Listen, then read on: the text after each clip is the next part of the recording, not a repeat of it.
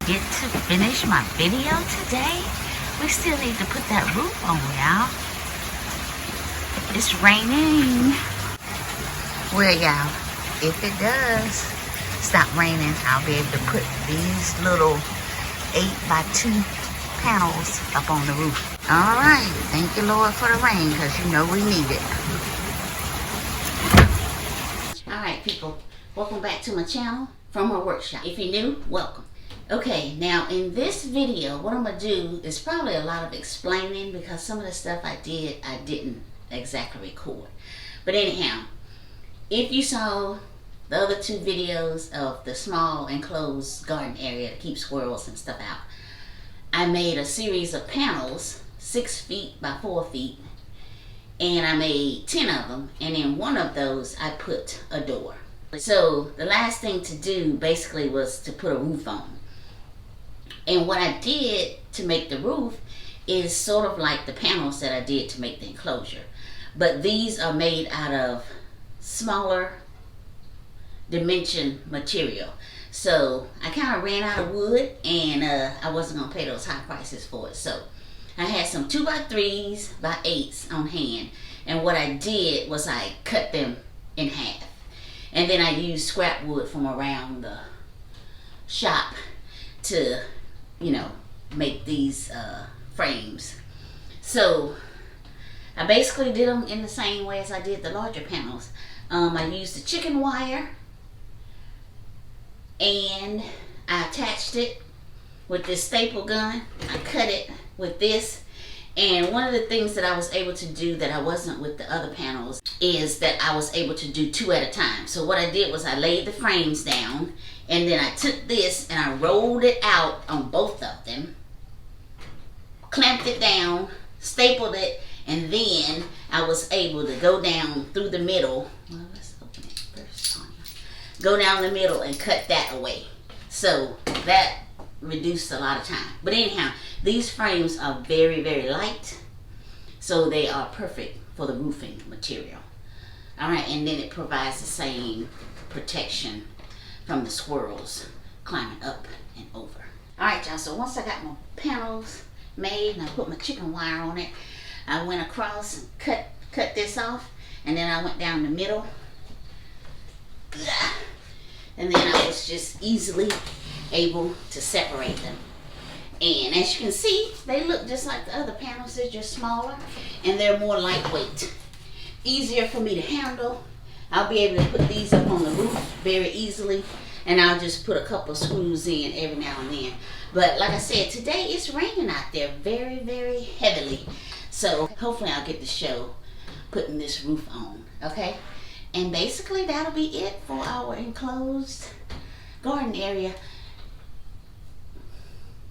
So if you think that you want to make one of these, if you have a small backyard area that you want to enclose and keep your fruits and vegetables from animals, these would be a great thing to do.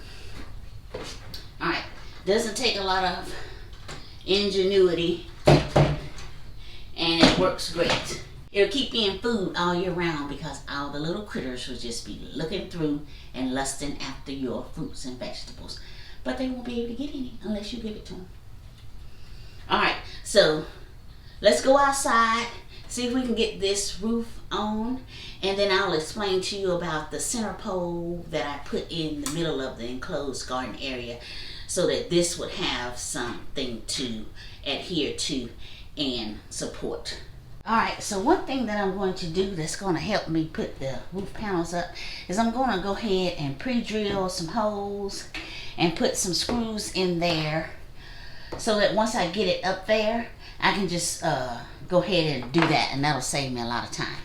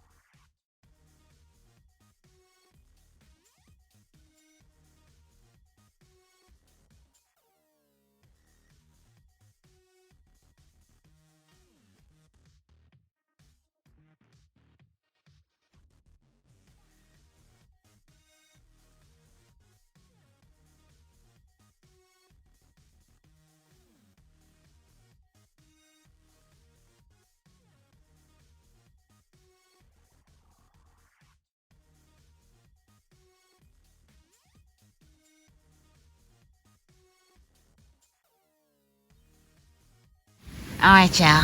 We got our roof on. Yay! It's a little higgledy squiggly, but it works. I also had to add an extra piece because I had quite a big gap in one corner. But it works. No squirrels will be able to get in there. Alright, so now that we got the roof on, I'm going to take y'all for a quick tour. Alright, y'all. So we're going to go in the door. Okay, and right here to your right, I got plenty of space to walk up. I'll probably have a tree in this one. And then I can easily get to these that's on the table. Coming around, we got a peach tree. And then right here, we got plenty of room. And then I can easily get to these two. Can easily get to that. Can easily get to this one. And watch this. I can walk down this row and reach both of these also. Alright. I think we did pretty good. And remember, this is 8 feet by 12 feet. Might even have enough room to put some more stuff in here. Look at all this space here, y'all. Yay. Oh, and another thing I wanted to show y'all is how I exactly put this pole in the middle. Remember I was talking about I had a deck block? There we go. And so from the base of that, where it sits on there, that's about 5.5 inches. So I had to make some calculations, and then I just sat that in there and made sure that it was pretty straight.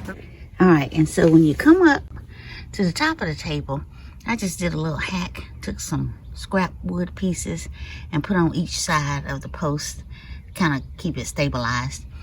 And if y'all remember, this is the table that I made where I left that space in between right there for either a flower pot or fire pit. All right, and so that keeps it pretty stable right there. And you saw before where I put the joist hangers on each side of this post. Yeah, and remember, I ran out of 2x4, so I had to use a 2x3. And I just got that little block there at the bottom to make it level so we can hold the roof on. All right, y'all. I am very proud of all that we have done. I hope y'all got some ideas for a small enclosed garden area for your space. All right. Thank you so much. Love y'all. Be blessed.